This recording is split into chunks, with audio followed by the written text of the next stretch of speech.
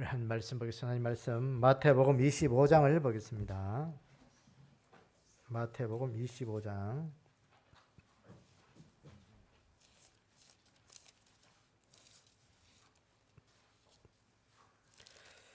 네, 마태복음 25장 1절부터 우리 7절, 우리 25장 1절부터 13절까지 보겠습니다. 열처녀 비유에 대해서 마태복음 25장 1절부터 13절까지 함께 마태복음 25장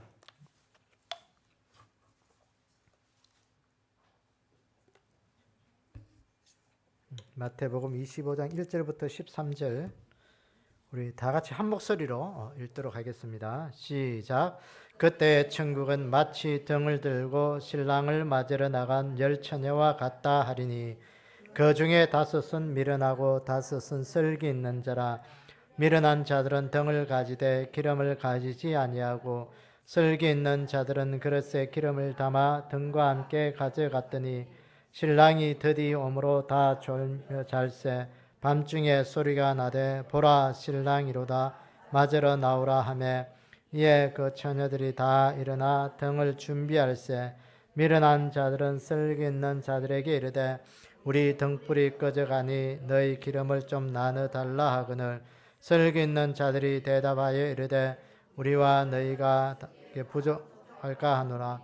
차라리 파는 자들에게 가서 너희 쓸 것을 사라 하니 그들이 사러 간 사이에 신랑이 오므로 준비하였던 자들은 함께 혼인잔치에 들어가고 문은 닫힌지라. 그 후에 남은 처녀들이 와서 이르되 주여 주여 우리에게 열어주소서. 대답하여 이르되 진실로 너희에게 이르노니 내가 너희를 알지 못하노라 하였느니라. 그런즉 깨어 있으라. 너희는 그날과 그때를 알지 못하느니라. 아멘. 우리 계속해서 우리가 예수님께서 우리에게 주신 그 종말의 말씀 가운데 오늘 25장 또 하나의 그 연장선상으로 우리가 볼 수가 있습니다. 오늘 말씀에 보면 밤중에 이 열처녀 비유, 열처녀 비유를 통해서 주님께서 우리에게 말씀하신 이 밤중에 신랑이라 소리가 난다 그랬어요. 밤중에 신랑이다.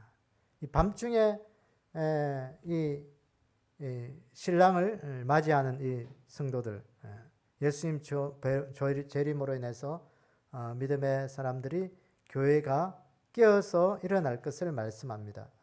교회가 잠자지 말고 깨어 일어나라. 이 열처녀는 우리에게 어떤 것들을 의미할 수 있을까요? 열처녀, 신부인데 이 열처녀들에게 오늘날 우리에게 말하면 누구를 이야기할까요? 성도들을 의미할 수도 있고 교회들을 의미할 수가 있죠. 그러니까 이 교회와 성도들, 이 시대 교회들, 이 시대 우리 믿음의 사람들, 이 성도들을 믿음의 사람이라고 부르고 그들이 등을 들고 신랑을 맞이하러 갔다 그랬어요. 그러니까 깨어있는 슬기로운 다섯 처녀도 또 미련한 다섯 처녀, 잠자고 등만 준비한 다섯 처녀도 들고 신랑을 맞이하러 갔다 그랬어요. 다시 말해서 오늘 이게 등이 뭘까? 등, 불. 그러면 기름은 등은 우리가 오늘날 교회 다니는 그런 신앙생활하는 것과 똑같다고 볼 수가 있죠. 신앙생활 또 때로는 우리에게 교회 안에서 맡겨진 직분들, 해야 할 일들, 그게 우리라고 말할 수 있습니다. 그럼 신랑은 누굴까요? 여기서는 예수님이죠. 그래서 성경은 우리를 늘 부부의 관계로 이렇게 설명을 합니다. 예수님은 우리의 신랑이 되고 우리는 신부가 된다. 교회도 이 땅에 우리를 예수님의 신부로 삼으셨죠. 교회를 우리가 늘 알지만 교회 건물도 의미가 될 수 있지만 가장 첫 번째 의미는 각 개인이 우리에게 예수님의 교회라는 거예요. 예수님을 모신 마음이 교회고 예수님을 모신 장소가 교회고 예수님을 모인 단체가 교회가 되는 거예요. 그러니까 우리가 오늘 이 자리에 모여서 예배 드리는 것은 교회가라고 불려지는 것은 뭐냐? 예수님을 모신 사람들이 모인 단체이기 때문에 그런 거예요. 그러니까 여기에 예수님이 없으면 우리 세상의 계모임과 똑같은 거예요. 친목 모임이에요. 단체 모임. 예. 그러니까 뭐 산악회 가고 낚시 동호회 가고 뭐 테니스 치러 다니고 뭐 하러 가는 그런 똑같은 단체가 될 수밖에 없어요. 그런데 오늘 이게 예수님이 오시니까 우리는 거룩한 교회가 되는 거예요. 예. 그러니까 예수님 없으면 종교적인 하나의 모임밖에 안 되는 거예요. 예. 그런 거예요. 자, 어쨌든 오늘 우리가 등을 들고 신랑을 맞으러 10명의 처녀들이 갔다는 거예요. 그게. 그런데 중요한 것은 여기 보니까 신랑이 금방 왔어요. 어떻게 왔어요? 더디옴으로 그랬어요. 더디옴으로. 더디오니까 이 처녀들이 어떻게 했어? 다 졸며 잤다 했어요. 졸며 잤다. 이 졸았다. 이 조는 건 보니까 자는 것도 아니고 깨 있는 것도 아니고 뭐 그런 거잖아요. 그게. 어떻게 보면 자는 거고 어떻게 보면 깨어 있는 게 조는 거예요. 그런데 재림 직전에 신랑이 더디었다니까 재림 직전에 예수님께서 더디오니까 이 교회들이 영적인 우리 믿음의 사람들이 영적으로 잠에 빠져 있다는 거예요. 잠에 빠져. 오늘날의 교회의 상태를 이야기하고 있는 거예요. 그때 무슨 소리가 들렸어요? 신랑이라. 신랑이로다. 신랑이다. 맞으러 나오라. 이 교회를 깨우는 사람, 교회를 깨우는 한 소리, 믿음의 사람들을 깨우는 한 소리가 바로 무슨 소리? 신랑이라. 신랑이라. 재림의 선포의 예수님. 재림을 이야기하는 그 예수님의 그 사람들의 그 소리를 우리가 듣는 자가 되어야 되게. 그런데 중요한 것은요, 이 열 처녀들이 다 그 소리를 들었다는 거예요. 들었다는 거예요. 요새도 보면 우리가 계속해서 우리가 마태복음 24장을 보았지만 재림 때의 징조들이 일어나잖아요. 재림 때의 징조들이 첫째는 우리가 여러 가지 자연적인 현상들이 일어나요. 어제도 보면 필리핀에 이게 지진 났잖아요. 그게 뉴스 들었어요? 필리핀에 그 지진 나가지고 그 필리핀 남부 쪽에 민다나오 거기 민다나오 쪽은 아주 이슬람 세력이 아주 이게 참 강한 그게 아주 위험한 지역인데 그게 와가지고 뭐 쇼핑몰이 뭐 뉴스에 보니까 뭐 천장이 뭐 종이짝이 찢어졌지 그렇게 찢어졌다 뭐 그렇게.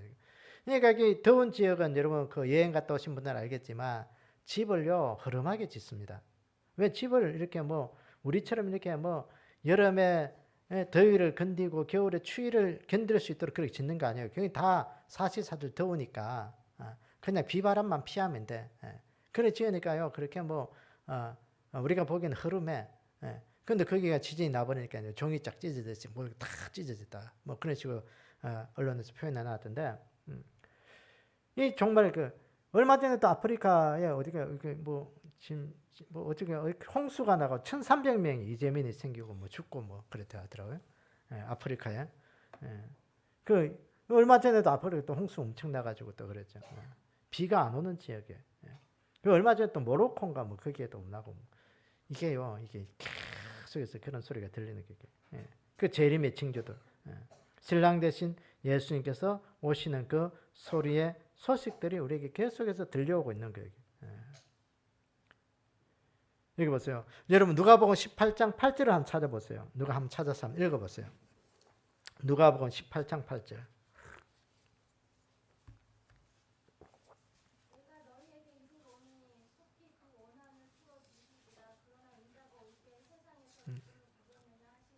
누가복음 18장 8절이 그거예요?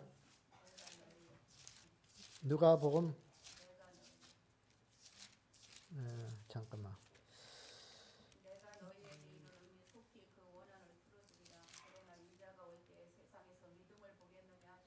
네, 아멘. 그러나 인자가 올 때 세상에서 뭘 보겠느냐? 믿음을 보겠느냐? 믿음을 보겠느냐? 예수님께서 세상에 오실 때 뭘 보겠느냐? 믿음을 보겠느냐? 예수님께서 말씀하신 그 개탄의 소리죠. 너희들이 믿음이 있다고 말하면서 내가 왔을 때 너희에게 믿음을 보겠느냐?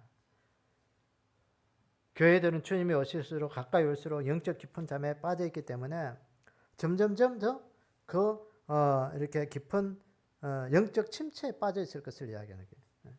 그러니까 우리가 이 믿음이라는 게 참 희한한 게 세월이 가면 자꾸 좀 새로워지고 좀 좋아지는 사람도 있지만요. 이게 그런 사람 극히 드물어요. 이게 인류의 역사를 보더라도 이게 기독교에 확 부흥됐다가 한번 이렇게 사그러들면 또 흔적 없이 또 사그러들 수도 있거든요. 이 지금 우리가 이 믿음이라는 게 우리가 끝까지 지킨다는 거 참 우리 힘으로 할 수가 없어요. 하나님이 안 도와주시면 할 수가 없어요. 그 시대가 갈수록 우리가 새로워지고 뭔가 더욱더 이렇게 뭐 왕성해져야 되는데 이 영적인 것은 안 돼요. 날마다 우리 자신들을 갈고 닦아야 되게. 여기 보세요. 유럽의 교회들도 그렇죠. 그 왕성했던 교회들이 다 무너졌어요. 지금은 유럽에 뭐 다시 가서 복음을 전해야 될 그런 처지가 돼버렸어요. 미국도 지금 뭐 이제 뭐 복음이 점점 사라져 가고 있죠. 한국도 마찬가지예요. 앞으로 한 50년 뒤에 여러분들이 여러분들이 50년 뒤에 뭐 남아있을 사람, 저는 잘 한번 살아있을 수도 있겠어요. 잘하면 50년 뒤에는 한 100살쯤 되니까 100살쯤 넘으니까 잘하면 살아있을 수도 있는데 아마 여기서 살아남을 사람 몇 명이겠어요. 네, 잘하면 살아남을 수 있겠는데 어쨌든 50년 뒤에 한 두 세대, 세 세대만 지나고 나서 여기에서 믿음 지킬 사람 과연 몇 명 있겠어요? 이게. 한국의 젊은이들 보세요. 요새는 뭐 젊은이도 많이 없지만 점점 줄어들지만 이게요 젊은 사람들이 예수님 안 믿어요. 여기. 100년 뒤에 왜 하나도 없다고 그러면 안 되지. 저 뒤에 20대는 조금 50년 뒤에 하나도 없다 그러면 20대들은 조금 억울할 수도 있겠네. 어쨌든 뭐 50년 돼봐야 두 세대, 세 세대, 이게 한 세대를 30년으로 삼잖아요. 30년. 이게 50년이면 2세대가 이제 두 번 세대가 지났는데 그런 사이에 참 뭐 믿음 지킬 사람 거의 없다고 봐야 되죠. 그게 우리가 그런 거예요. 그게. 그러니까 오늘도 이 시대에 우리가 이 신랑이다 맞으러 나오라는 그 소리를 우리가 늘 듣는 그 믿음이 우리 가운데 깨어있는 믿음이 되어야 돼요. 신랑이다 맞으러 나오라. 예수님 된 우리 예수님, 신랑 된 예수님, 오늘도 내가 주님 맞아야 되겠다. 이 시대를 보면서 제가 엘리야 요새 계속 엘리야 시대 를 우리가 시리즈로 설교하고 있는데 그 엘리야 시대 때 보세요. 그 깨어있는 믿음이 뭐냐? 그 엘리야는 그 갈멜산 꼭대기에서 작은 손바닥만한 그 구름 하나가 비를 일으킬 줄 알고 그걸 아는 거예요. 그게요. 그런데 거기에 있는 사람들은 다 이 손바닥만한 구름이 그냥 뭐 구름이겠지. 아무리 비가 안 오는 그런 3년 6개월 동안 가뭄이 있는 그 시대를 하더라도 뭐 손바닥만한 구름이 없었겠어요. 다 구름이 있었겠죠. 그런데 엘리야는 그 지중해 연안에서 떠오르는 그 작은 손바닥만한 그 구름이 비를 일으킬 줄 알고 그 시대에 비를 내릴 줄 알고 그걸 경고했거든요. 그런데 오늘 우리가 이 시대에 이 재림의 작은 소리 하나, 징조 하나도 주님의 오심을 깨닫는 그 믿음으로 우리가 받아들이셔야 되게. 그게 바로 우리가 깨어있는 믿음이 돼요. 깨어있는. 신랑이라 맞으러 나오라 할 때 깨어있는 믿음이 그 믿음 돼야 되는. 그 잘할 수 있게 깨어있는 그 신랑이라 맞으러 나오라 깨어있으라는 그 소리를 듣고 이 두 가지 부류의 이제 이 처녀들이 이제는 반응이 나오는 거예요. 첫째는 기름 준비하지 못한 어떤 사람? 미련한 처녀들. 미련한 처녀들. 기름을 마련하지 못하, 기름을 준비하지 못했다는 이 말은 뭐겠어요? 성령을 뭐 준비하지 못했다. 성령으로 거듭나지 못한 그런 믿음이라고 우리가 보시면 돼요. 성령으로 거듭나지 못한 것. 오늘 이 시대에 이 성령으로 거듭나지 못한 자들은 천국 가지 못하는 거예요. 오늘 이 시대에 어떤 사람들이 종교다원주의, 뭐 또 거짓 교회, 또 음료. 그러니까 성령으로 거듭나지 않은 신앙생활은 다 지옥 가게 될 것이다. 이 미련하다는 말의 그 뜻을 보면 어리석다, 부주의하다 그런 뜻이 있습니다. 그러니까 신앙생활을 함에도 불구하고 하나님의 말씀을 듣는 그 일들은 어리석고 부주의하고 무관심한 거예요. 그게. 그러니까 쉽게 말해 한 귀로 듣고 한 귀로 흘러버리는 거예요. 이게. 그러니까 가슴에 새기지를 못하는 거예요. 말씀을 늘 성경 보면 가슴에 새기라. 그러니까 예레미야 같은 선자는 너희 하나님의 말씀을 금강석 철필로 너희 가슴에 새기라 했거든요. 지워지지 않게 세우라는 거예요. 그렇게. 그러니까 기름 준비하지 못했다는 이 말은 진리를 모르고 그냥 살아가는 거예요. 성령님의 은혜를 모르고 성령으로 거듭나지 못하고, 다시 말해서 그 성령의 은혜 모르고 성령으로 거듭나지 못하고 무관심하고 하나님의 말씀 모르고 살아가는 자들은 궁극적으로 보면 예수님을 영접하지 못하고 뭐 성경을 모르고 그냥 자기 주관대로 살아간다는 그런 의미가 되겠죠. 그 기름 준비하지 못한 거예요. 여러분, 오늘도 우리가 이런 미련한 자가 되지 않기를 원합니다. 말씀을 들을 때마다 가슴속에 꼭 새기셔야 돼. 예수님 오신다 그러면 예수님 오시는가 보다. 그래, 순종하는 자가 되고 예배 드리는 자가 되고 기도하는 자가 되고 어떻게 하면 신앙생활 하는 자가 돼야지. 신앙생활 하는 자가 돼야지. 그렇게 돼야 돼요. 그 요한계시록 9장 4절을 한번 찾아보세요. 요한계시록 9장 4절. 이거 한번 읽어보세요.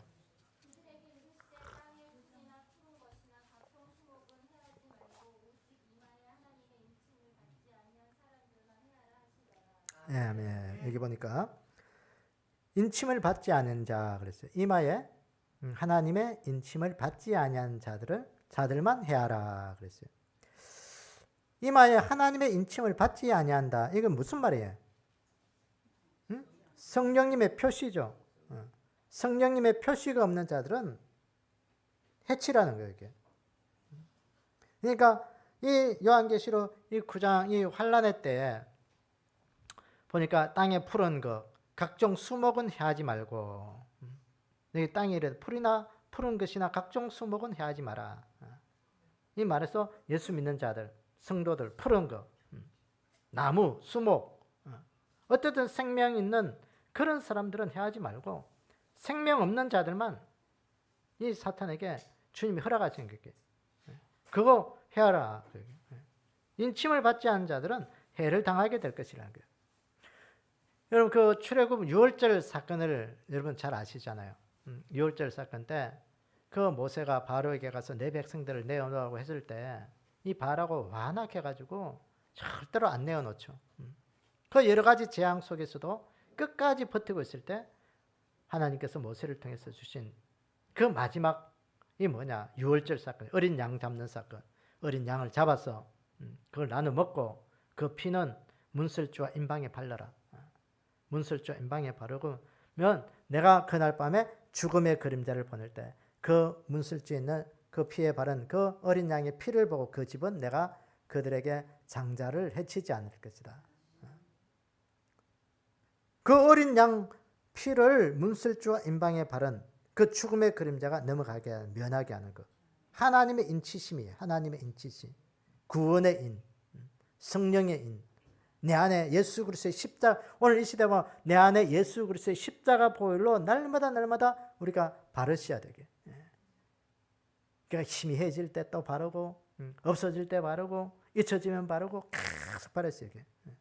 그러니까 이 시대 오늘도 우리가 하나님의 성령으로 오늘 우리 안에 날마다 새롭게 하지 않으면 이 미련한 다섯천처럼 되는 거예요. 주님의 오심의 소리를 듣지 못하는 미련한 자가 되는 거예요. 미련한 자. 그래서 예수님의 피를 오늘도 내 안에 잘 바를 수 있는 그런 은혜가 있기를 원합니다.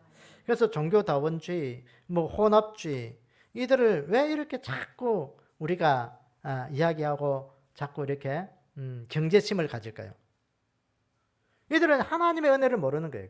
그 예수님의 십자가 피로만 구원받을 수 있다는 것을 거부하는 거예요. 그러니까 내 안에 예수님의 십자가 피가 없는 거예요. 그러니까 하나님의 은혜를 저버리는 거죠. 그러니까 성령님의 은혜, 예수님 보혈의 흔적, 오늘 내가 가지면서 오늘도 주님 맞이하는 자가 된다. 내가 오늘 그것 가지야 내가 오늘도 주님 맞이하시고, 이 주님 맞이한다는 말은 좀 우리가 보면 천국 갈 수 있다. 천국 갈 수 있다. 그런 믿음이에요. 그게. 그것을 우리가 꼭 붙잡을 수 있는 그 은혜가 우리 가운데 이 시간 있기를 원합니다. 그 다음에 보시면 이 미련한 처녀에 상반되는 말로 슬기로운 다섯 처녀죠. 이 슬기로운 다섯 처녀들의 특징은 뭐예요? 기름을 준비했다는 기름. 등은 똑같이 가지고 있는데 미련한 자들은 기름을 가지지 못하고 슬기로운 자들은 기름을 가졌다는 거예요. 그 기름 가진 자들은 보면 결국은 뭐냐 하면요, 혼인잔치에 들어갔다는 거예요. 예수님이 오신 목적이 뭐예요? 신부를 데리고 혼인잔치, 그러니까 결혼 잔치에 들어가기 위해서 신부를 데리러 왔는데 기름을 준비하지 못한 자들은 그 문에 들어가지 못하고 내쫓김을 당하고, 기름 준비한 자들은 그 혼인 잔치에 들어가서 혼인 잔치를 벌이는 거예요. 그 이야기예요. 그러니까 기름 준비 있는 자들은, 그러니까 기름을 잘 준비했기 때문에 슬기 있는 자다. 그렇게 오늘 여기서 말씀합니다. 슬기로운 자. 이 슬기롭다 이 말을 원해 보니까요, 사려 깊은, 뭐 신중한 그런 말로 뜻으로 쓰여지고 있습니다. 그러니까 슬기롭다, 사려 깊다는 거, 말씀을 듣고 깨닫는 것이 사려 깊고 신중한 모습을 가진다는 거예요. 아까는 뭐 미련한 자들은 부주의하게 뭐 그냥 한 귀로 듣고 한 귀로 흘러버리는 그런 말씀을 들었다면, 이 슬기로운 자들은 아주 사려 깊고 신중하게 그 말씀을 받아들이는 거예요. 그게 마음판에 새긴다는 거죠. 오늘 우리 안에 이런 믿음이 있기를 원합니다. 그래서 그냥 신앙생활 하는 것이 아니라 하나님의 말씀을 꼭 가슴에 담으셔야 돼요. 내 안에 가지고 있는 이 하나님 주신 직분, 하나님 주신 이 성도도 하나의 귀한 직분이에요. 여기. 아무나 가질 수 있는 게 아니에요. 여기. 여러분. 그럼 교회를 아무나 다닐 수 있다. 여러분, 아무나 다닐 수 있지만 아무나 또 다니지 못하는 게 교회예요. 여기.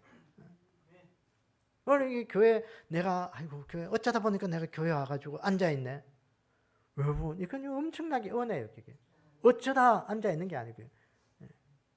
이게요, 참 우리 인생에게 예수 믿고 천국 갔다는 건요, 진짜 우리 인생에 얼마나 복인지 몰라. 가만히 생각해 보면 내가 세상에서 이거 세상 예수님 안 믿었다면 이 천국 가는 것도 잘 모르겠어. 그냥 막연한 것밖에 모르잖아.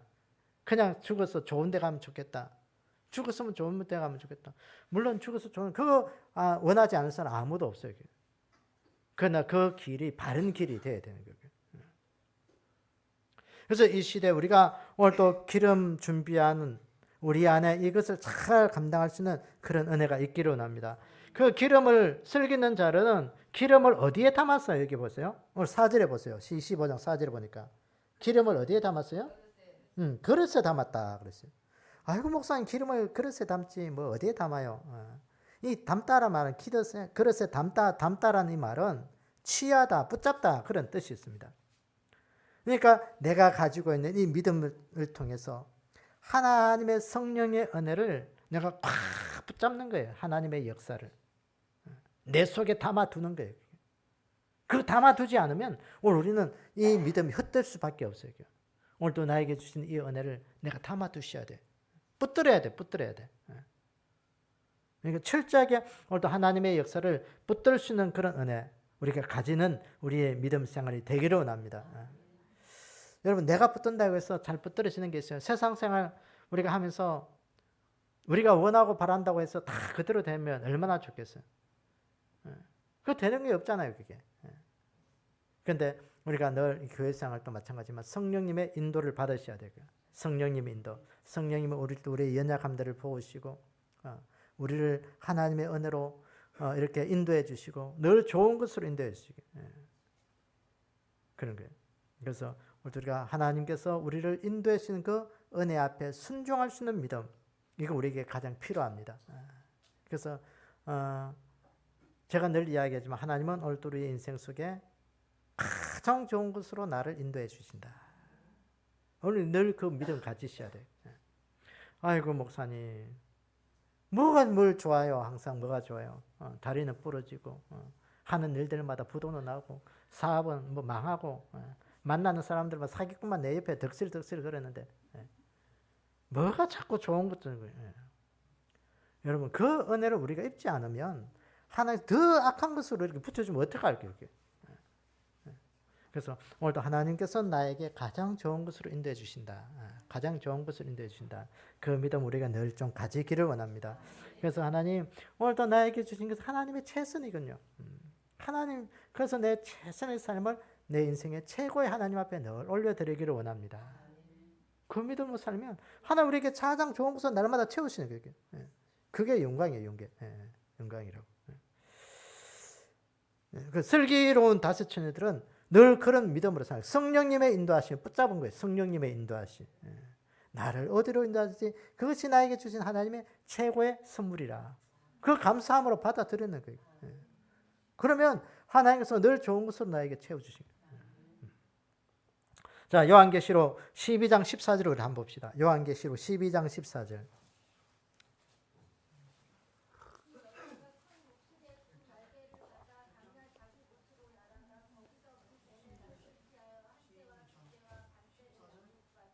네, 아멘.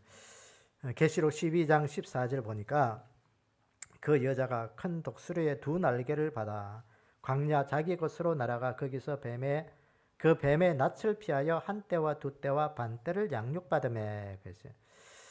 요한계시록은 늘 종말에 일어날 일들을 우리에게 이야기하고 있는데 이게 교회에 대해서 이야기하고 있어요. 교회.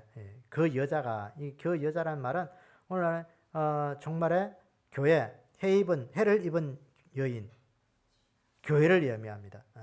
해를 입은 여인, 해를 옷 입은 것처럼 입고 있다는 거, 교회가 이 종말에는. 근데 이 교회를 묘사할 때 이 성경에는 보면 이 요한계시록을 보면 이 교회를 묘사할 때는 촛대 또는 뭐 곡식 뭐 이런 것들로 이렇게 묘사를 합니다. 그러니까 이 촛대로 묘사하는 것들을 보면 이 촛대를 밝히려면 기름이 있어야 돼요. 기름.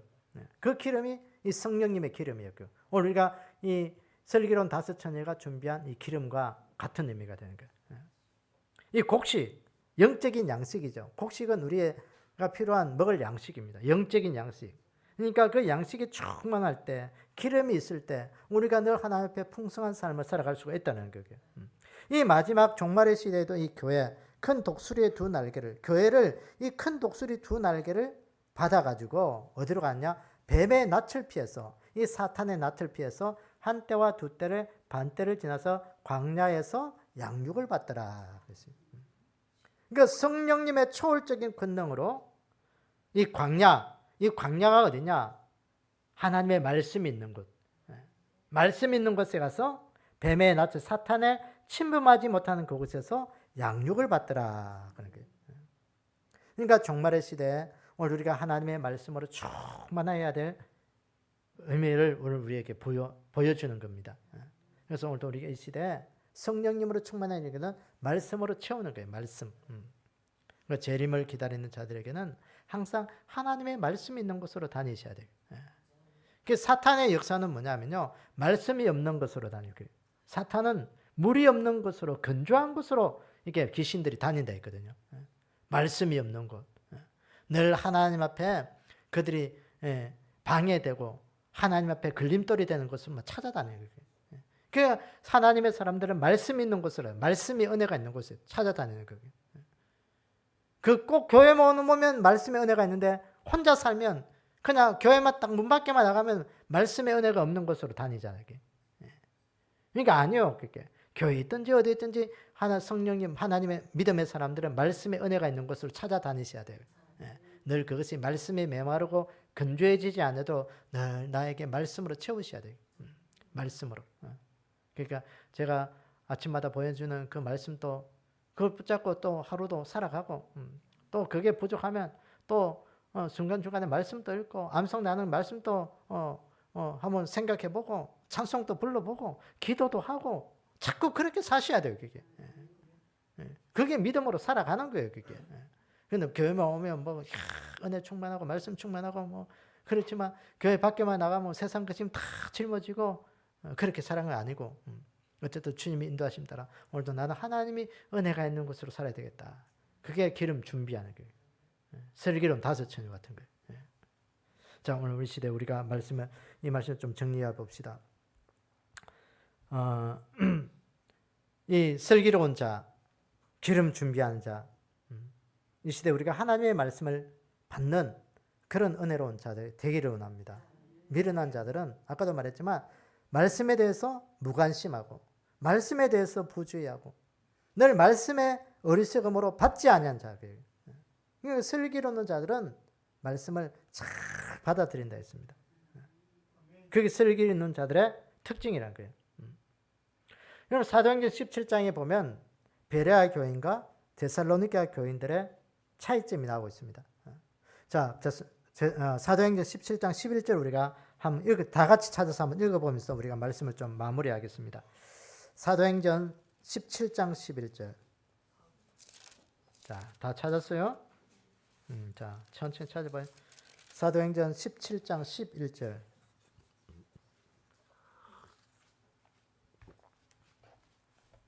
자, 같이 읽어봅니다. 자, 시작. 베레아에 있는 사람들은 데살로니가에 있는 사람들보다 더 너그러워서 간절한 마음으로 말씀을 받고 이것이 그러한가 하여 날마다 성경을 상고함으로 그랬어요. 그러니까 데살로니가에 있는 사람들이 더 베레아에 있는 사람과 데살로니가에 있는 사람들의 차이점이 뭐예요? 성경을 받아들이는 그 마음의 차이죠. 베레아에 있는 사람들은 데살로니가에 있는 사람들보다 더 너그러워서 간절한 마음으로 말씀을 받았다. 베레아에 있는 사람들은 말씀을 들을 때 간절한 마음으로 갈급한 심령으로 말씀을 받아들이기에 좋은 믿음의 밭이 되었다는 거예요. 그래서 날마다 말씀 들을 때 성경을 상고하고 말씀 받고 오늘 그런 믿음이 바로 오늘 이 열처녀 비유에서 등과 기름을 준비한 슬기로운 5처녀와 같은 그런 마음인 거예요. 그러니까 말씀을 교회에서만 받고 세상에서는 받지 않는 자들은 미련한 자와 똑같은 거예요. 그래서 오늘 또 내가 어디에 있든지 하나님의 말씀을 받는 자가 되겠다. 말씀 받는 자들은요, 너그러운 자다. 너그러운 자. 그러니까 예수님께서 말씀하신 4가지의 밭의 비유에서 본다면 이들은 옥토밭이 되는 것이죠. 옥토밭이. 옥토밭이 되셔야 돼요. 마음이 완악한 자들은요, 보면 이 말씀을 받기가 참 얼마나 힘든지 몰라요. 여러분 전도해 보면 알잖아요. 이게. 마음이 완악하고요, 강팍한 자들은 말씀을 전도해 보면요, 이게 말씀이 우리가 새알도 안 먹히는 거죠. 이게 반사되는 그런 느낌 받았어요. 반사되는 거. 어떤 사람은 그래도 보면 말씀이 좀 들어가. 그런 분들은 전도를 계속 하다 보면요, 그런 사람들은 교회에 나올 확률이 굉장히 많은 거예요. 강팍한 자들은요, 교회 오기가 얼마나 힘든지 몰라요. 그렇습니다. 그래서 오늘 우리 안에 이 슬기로운 5처녀는 등과 기름 준비해서 주님의 오심을 날마다 듣고 우리가 이 시대에 깨어있는 믿음으로 신랑 대신 예수님 맞이할 수 있는 그런 복된 자들이 다 되기를 주님의 이름으로 축원합니다. 함께 기도하겠습니다. 아버지 하나님, 오늘 우리의 믿음이 등과 기름 잘 준비한 슬기로운 5처녀와 같은 믿음이 되기를 원합니다. 우리 안에 너그러운 마음을 주셔서 하나님의 말씀을 늘 상고하게 하시고 깊이 깨닫게 하시고 하나님의 말씀을 마음판에 잘 새겨들어서 어디에 있든지 무엇을 하든지 하나님의 말씀이 늘 기억나게 하셔서 우리의 삶을 인도하시는 그 은혜를 맛볼 수 있도록 축복해 주시기를 원합니다. 오늘도 우리 믿음의 성도들 이 마지막 시대를 살아갑니다. 하나님, 전 세계가 곳곳에서 기후 이상으로 인해서 참 주님의 오심의 소리를 들려오고 있지만 하나님, 세상 사람들은 그저 기후 환경의 탓으로만 돌리고 있습니다. 그러나 오늘도 우리 믿음의 사람들은 성경적 믿음의 눈으로 이것이 주님의 오심의 소리인 것을 깨닫게 하셔서 우리가 주님 오실, 신랑 되신 예수님 오실 때 우리가 다 주님과 함께 신랑된 예수님과 함께 혼인잔치에 참여할 수 있는 그 복된 믿음 가질 수 있도록 축복하여 주시옵소서. 오늘도 우리 하나님께서 우리에게 믿음 지키고 이 땅에 천국 신앙 가질 수 있도록 은혜 베풀어 주심을 감사드리며 예수님의 이름으로 기도드리옵나이다. 아멘. 하늘에 계신 우리 아버지여, 이름이 거룩하게 여김을 받으시오며 나라의 임하옵시며 뜻이 하늘에서 이루어진 것 같이 땅에서도 이루어지이다. 오늘날 우리에게 오늘 양식을 주옵시고 우리가 우리에게 죄지은 자를 사하여 준 것 같이 우리의 죄를 사하여 주옵시고 우리를 시험에 들지 말게 하옵시며 다만 하겠소 나라와 근세와 영광이 아버지께 영원히 싸움나이다. 아멘.